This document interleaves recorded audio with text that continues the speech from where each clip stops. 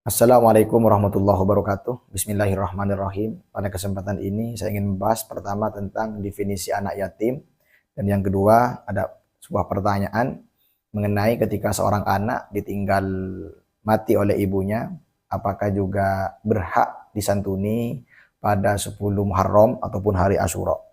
Untuk yang pertama mengenai definisi anak yatim. Anak yatim itu adalah man mata abuhu walam yabluwil huluma dzakaron kan unsa, yaitu seorang anak yang ditinggal mati oleh ayahnya belum mencapai usia baligh, baik laki-laki ataupun perempuan. Dalam masalah batasan usia baligh ini para ulama berbeda pendapat.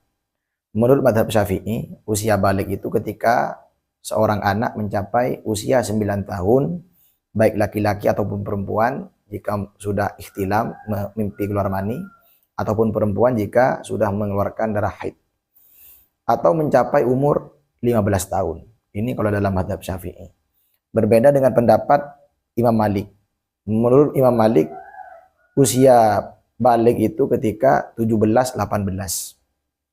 Yang ketiga menurut versi Imam Abu Hanifah yang mengatakan usia balik itu 18-19. Karena menurut beliau usia 18-19 adalah usia di mana seorang anak itu pantas menikah, mampu mengelola hartanya, sehingga bisa dikatakan rusdun fil mal, urusdun fid din. Ini masalah khilafiyah mengenai batasan usia baligh. Kemudian yang kedua, masalah ketika seorang anak ditinggal mati oleh ibunya. Maka untuk menjawab hal ini, dalam kitab Al-Jami'us Shawir karya Imam As-Suyuti, beliau menukil sebuah hadis, imsah ra'sal yatim hakadha ila muqaddami ra'sihi wa man lahu abun hakadha ila muakhir ra'sihi. Dari hadis ini bisa disimpulkan ada anjuran dari Rasulullah Shallallahu Alaihi Wasallam untuk mengusap kepala anak yatim, dan tentunya bukan hanya mengusap, tapi harus at'imhu min to'amikah.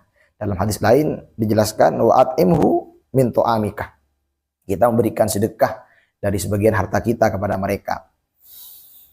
Kalau anak yatim, kalau seorang anak itu ditinggal mati oleh ayahnya, maka cara mengusapnya ila muqaddami ra'si, berarti dari belakang sampai arah depan.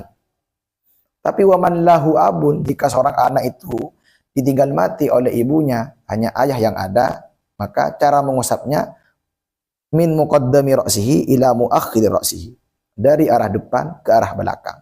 Sehingga dari hadis ini secara mutlak, baik seorang anak itu ditinggal mati oleh ayahnya atau ibunya, juga sama-sama berhak untuk disantuni pada 10 Muharram ataupun hari Asyura.